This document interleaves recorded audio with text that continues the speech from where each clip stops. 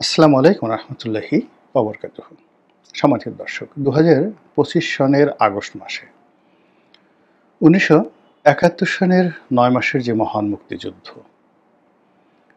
এবং সেই মুক্তিযুদ্ধকে মুক্তি সংগ্রামে রূপান্তর করার যে ধারাবাহিক ইতিহাস, যেটি শুরু হয়েছিল ১৯৪৮ সন থেকে, যখন প্রথম পাকিস্তানিরা যে পাকিস্তান সিভিল সার্ভিসের পরীক্ষা তারা আয়োজন করেছিল, যে পরীক্ষাতে অলমোস্ট ১৭ থেকে ১৮টি ভাষায় সিএসপির যে প্রশ্নপত্র তৈরি হয়েছিল,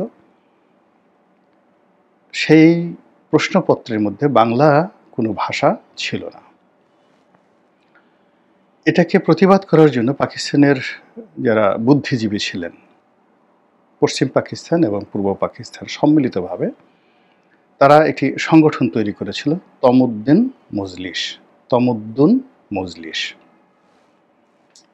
তমুদ্দিন হলো একটি শব্দ, আরবি এবং উর্দু শব্দ মূলত, যার অর্থ হলো সংস্কৃতি।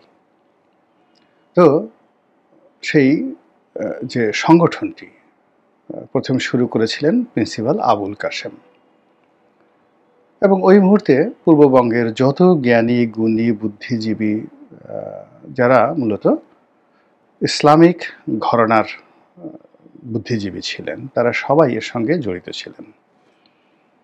বদরুদ্দিন ওমরের বাবা আব্দুল হাসিম, এমনকি গোলাম আজম সাহেব, সবাই বাংলাদেশের বা পূর্ববঙ্গের ওই সময়টাতে প্রায় সবাই এই তমুদ্দিন মজলিসের সঙ্গে জড়িত ছিলেন, এবং তারাই এই প্রথম বাংলা ভাষার দাবিতে যে আন্দোলন শুরু করেন, সেই আন্দোলনের চূড়ান্ত একটি রূপ, রাষ্ট্রীয় স্বীকৃতি পাওয়ার জন্য বাংলা ভাষার যে আন্দোলন তারা শুরু করেন, সেটির চূড়ান্ত রূপ আমরা দেখতে পাই ১৯৫২ সালের ২১শে ফেব্রুয়ারি তারিখে ভাষা আন্দোলনের মাধ্যমে।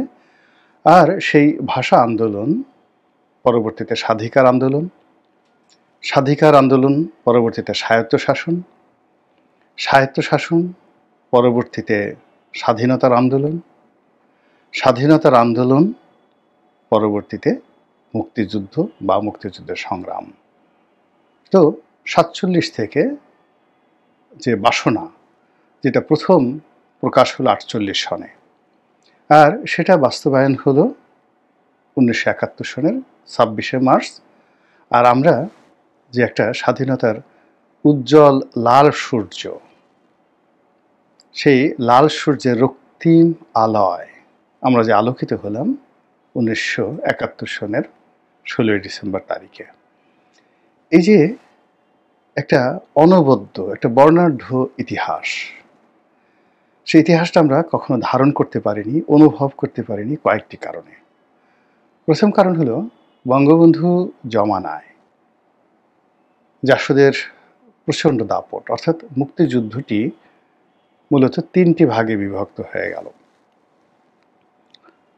একটি ভাগ ভারতপন্থী, একটি ভাগ পিকিংপন্থী, আরেকটি ভাগ রাশিয়াপন্থী। কমিউনিস্ট পার্টি যারা করতেন তাদের দুটো ভাগ, পিকিংপন্থী আর রাশিয়াপন্থী। আর যারা সরকারে ছিলেন তাদের একটি অংশ ভারতপন্থী, আরেকটি অংশ যারা সরকারের বিরোধী জাসদ, তারাও ভারতপন্থী। এই ৩টি গ্রুপের লড়াই, সংগ্রাম, মারামারি, কাটাকাটি এবং যাকে বলা হয় কাদা ছোড়াছুড়ি কোন পর্যায়ে পৌঁছে গিয়েছিল, আপনি যদি ওই সময়টিতে রাশেদ খান মেনন, মতিয়া চৌধুরী, হাসানুল হক ইনু, শাহজাহান সিরাজ, আসম আব্দুর রব, সিরাজুল আলম খান কিংবদন্তির এ সকল রাজনৈতিক নেতৃবৃন্দ, তাদের কর্মকাণ্ড দেখেন, বিশ্লেষণ করেন, তাহলে এখন যা কিছু হচ্ছে এই বাংলায়, আপনি দেখবেন এটির ওজন যদি হয় জাতীয় রাজনীতিতে ১ কেজি, তখন এই যে মানুষগুলো লড়াই সংগ্রামে সারা বাংলাদেশ ৭.৫ কোটি বাঙালি যে উত্তপ্ত অবস্থা ছিল, ওটাকে আপনি 1000 কেজি, মানে বর্তমান চেয়ে 1000 গুণ উত্তপ্ত করে ফেলেছিল পুরো বাংলাকে। 2 নম্বর হলো, এখন এই বাংলার যে ওজন, স্থিতি, যেমন ধরুন আমাদের অর্থনীতি, আমাদের যাকে বলা হয় সক্ষমতা, আমাদের ম্যান পাওয়ার, আমাদের শিক্ষা দীক্ষা, এর 100 ভাগের 1 ভাগও তখন স্থিতিশীল ছিল না 1972 সনে।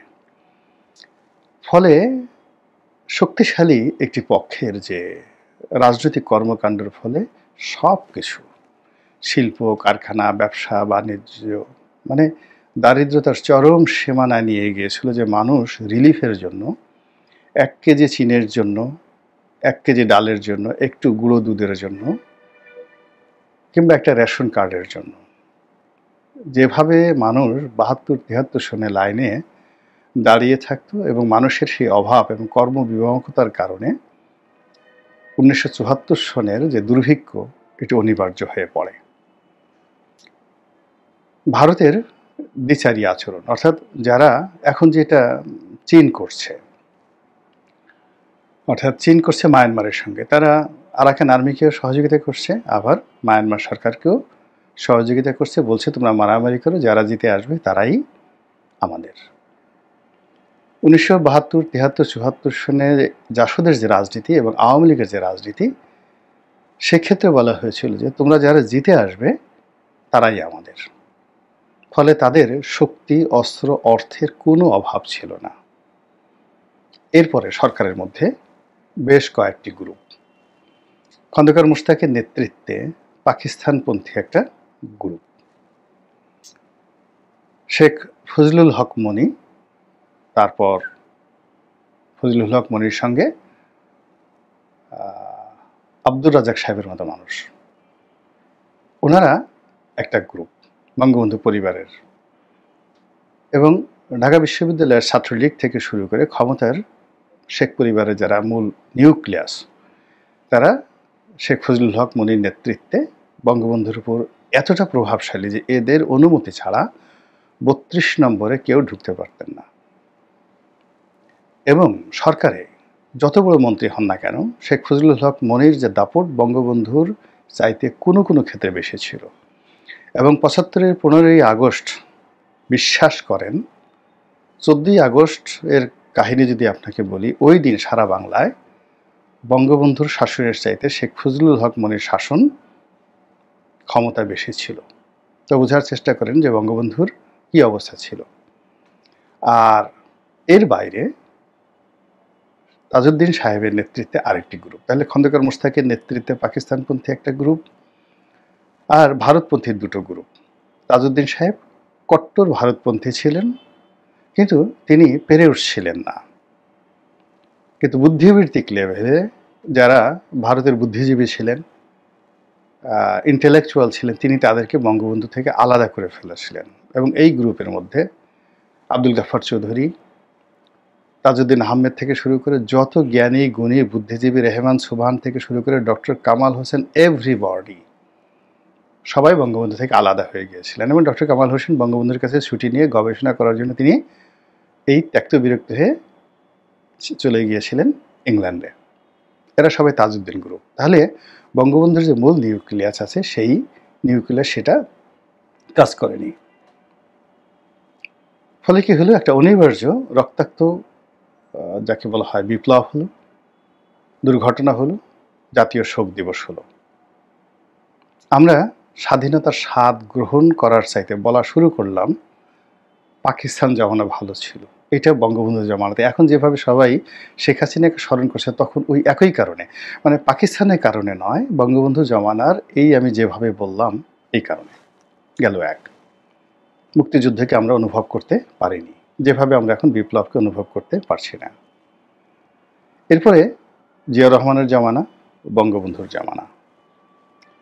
জিয়াউর রহমানের জামানার সাথে ক্ষতগুলো শুকানো হচ্ছিল, সব কিছু রেস্টোর করার চেষ্টা করছিলেন তিনি, এবং এই কাজ করতে গিয়ে তাকে মরতে হয়েছিল। আজকের যেভাবে আইনশৃঙ্খলা বাহিনী ভেঙে পড়েছে, ঠিক একই অবস্থা তখন ছিল, বা তার চেয়েও খারাপ অবস্থা ছিল। সেনাবাহিনীর মধ্যে একটার পর একটা কু, বলা হয় যে প্রায় 100টি সেনা কু হয়েছিল জিয়াউর রহমানের জামানাতে। চেইন অফ কমান্ড ভেঙে পড়েছিল। তখন আজকের যে র্যাবের সাথে শক্তিশালী 1000 গুণ শক্তিশালী ছিল রক্ষী বাহিনী। সেই রক্ষী বাহিনীকে সেনাবাহিনীতে একীভূত করা, এটা যে জিয়াউর রহমানের জন্য কত বড় কঠিন ছিল বলার মতো না। এখন দেখুন এনসিপির কর্মকর্তা যারা আছেন, নেতা, তাদেরকে বিপ্লবী বলে তাদেরকে এখন ডক্টর মোহাম্মদ ইউনূসকে পাত্তা দিতে হচ্ছে। তো এদের সাথে 100 গুণ পাওয়ারফুল ছিল কর্নেল ফারুক, রশিদ, ডালিম, এরা সবাই। তাদেরকে ম্যানেজ করা জিয়াউর রহমানের জান বের হয়ে যাচ্ছিল। এই হত্যাকারী একটা গ্রুপ, এরপর কাউন্টার আর একটা গ্রুপ, যারা 7ই নভেম্বর ঘটিয়েছিলেন সেই গ্রুপ। আর সেনাবাহিনীর মধ্যে পাকিস্তানপন্থী একটা গ্রুপ আর মুক্তিযোদ্ধাপন্থী একটা গ্রুপ। তাহলে 4টি গ্রুপ, মুক্তিযোদ্ধাপন্থী একটা গ্রুপ, পাকিস্তানপন্থী একটা গ্রুপ, তারপর এই যারা বঙ্গবন্ধু হত্যাকাণ্ডে জড়িত ছিল তারা একটা গ্রুপ, এবং বঙ্গবন্ধুর পক্ষে যে গ্রুপটি ছিল তখন পর্যন্ত। এই 4টি গ্রুপের মধ্যে মারামারি, কাটাকাটি, হানাহানি, মানে জিয়াউর রহমান সাহেবের জীবন তছনছ হয়ে গিয়েছিল। মুক্তিযুদ্ধের কথা আমরা স্মরণ করতে পারিনি। আবার সবাই বলেছে আগের জামানায় ভালো ছিল, পাকিস্তানি ভালো ছিল। এরশাদ জামানাতে আমরা একটু শ্বাস প্রশ্বাস নেওয়ার সুযোগ পেয়েছিলাম। তো সেই সময়টাতে আবার কি হলো, বিএনপি এবং আওয়ামী লীগের দ্বন্দ্ব সংঘাত। সেই দ্বন্দ্ব সংঘাতে আমাদের কাছে মনে হলো যে আমরা আসলে একটা বজ্জাত, আমরা কোনো মানুষ নই। আমাদের জীবনে আসলে মূলত 10টি বছর সুন্দর গেছে, 1991 থেকে 2001 সন পর্যন্ত। এরপরে আবার সেই যাচ্ছে তাই। ফলে মুক্তিযুদ্ধের ইতিহাস রচনা, অনুভব করা, এটা আমাদের কখনই হয়নি। আর 2009 থেকে 2025 পর্যন্ত আওয়ামী লীগ মুক্তিযুদ্ধকে ওন করার জন্য, বঙ্গবন্ধুকে ওন করার জন্য যে কাজগুলো করেছে, এটা মুক্তিযুদ্ধের জন্য হিতে বিপরীত হয়ে গেছে। অন্যদিকে বিএনপিকে হেয় করার জন্য, ছোট করার জন্য যে কাজ করা হয়েছে সেগুলো জনগণ গ্রহণ করেনি। কিন্তু এই যে 24-এর যে গণ অভ্যুত্থান, এই অভ্যুত্থানের পরে এমন একটা পরিবেশ পরিস্থিতি তৈরি হয়েছে যেখানে আসলে আওয়ামী লীগের সবচেয়ে অসহায় সময়, এই সময় আওয়ামী লীগ প্রতিষ্ঠিত হওয়ার পর কখনো আওয়ামী লীগের জীবনে এমন দুরবস্থা আসেনি। তাদের নৈতিক মনোবল ভেঙে পড়েছে, 1। 2 নম্বর হলো যে বিএনপি এই সময়টাতে আসলে ভীষণ রকমভাবে ভেঙে পড়েছে, বিএনপির চেইন অফ কমান্ড। আর সরকার এখন যারা আছে, যেহেতু এখানে সরাসরি সেনাবাহিনী নেই, আর এখানে প্রেসিডেন্ট জিয়ার মতো এরকম শক্তিশালী কোনো মানুষ নেই, ফলে সেনাবাহিনী এখানে ঐক্যবদ্ধভাবে আইনশৃঙ্খলাকে আপহোল্ড করতে পারছে না। আর ডক্টর মোহাম্মদ ইউনূস এবং তার যারা সহযোগী, তারা বারবার ব্যর্থ হচ্ছে, কাউকে বিশ্বাস করতে পারছেন না। যেখানে হাত দিচ্ছেন, যাকে দায়িত্ব দিচ্ছেন, তিনি সর্বনাশ করে ফেলছেন। ফলে কি হলো, চারিদিকে মব, চারিদিকে বিশৃঙ্খলা। আর ঠিক 1973-74 সনের যে অর্থনৈতিক অবস্থা, ওইরকম একটা পরিবেশ পরিস্থিতি তৈরি করে একটা দুর্ভিক্ষের দিকে, একটা সিভিল ওয়ারের দিকে পুরো দেশ যখন এগুচ্ছে, ঠিক সেই সময়টাতে আমরা পাকিস্তানের যে তৎপরতা, 71-এর পরাজিত শক্তির যে তৎপরতা যেভাবে আমরা দেখতে পাচ্ছি, এর ফলে কি হচ্ছে, বাংলাদেশের যে স্বাধীনতার আগ্রহ, সেই আগ্রহ মানুষের মধ্যে আবার নতুন করে দানা বেঁধেছে।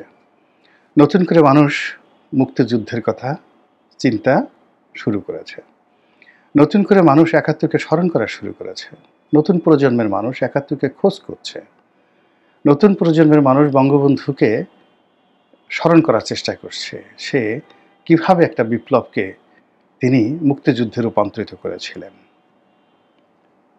নতুন প্রজন্ম থেকে শুরু করে যারা জীবিত রয়েছেন, যারা মুক্তিযোদ্ধা রয়েছেন, অনেকে বৃদ্ধ, যেমন ধরুন জেডাই খান পান্নার মতো মানুষ, একেবারে বয়োবৃদ্ধ, অসুস্থ। ওনার সে যেমন ফজলুর রহমান, তারপরে শেষে জেডাই খান পান্না, এখন এদের সঙ্গে আওয়ামী লীগের কোনো রাজনৈতিক সম্পর্ক নেই, কিন্তু মুক্তিযুদ্ধের সেই অগ্নিঝরা দিনগুলোর যে স্মৃতি, তাদের বার্ধক্য কবলিত শরীর এবং বিরূপ পরিস্থিতি থাকা সত্ত্বেও তাদের মধ্যে, তাদের রক্তের মধ্যে এক ধরনের উন্মাদনা, সেই উন্মাদনা তৈরি করেছে। এবং সেই উন্মাদনা মানে ওই মানুষগুলো, মানে এই দুর্বল মানুষগুলো হয়তো তারা জানেনও না, কিন্তু সেই উন্মাদনা যেভাবে সাধারণ জনতার মধ্যে ছড়িয়ে পড়েছে, তার ফলে আমার কাছে মনে হলো যে 1972 থেকে একেবারে 2025 পর্যন্ত এই সুদীর্ঘ সময়ের মধ্যে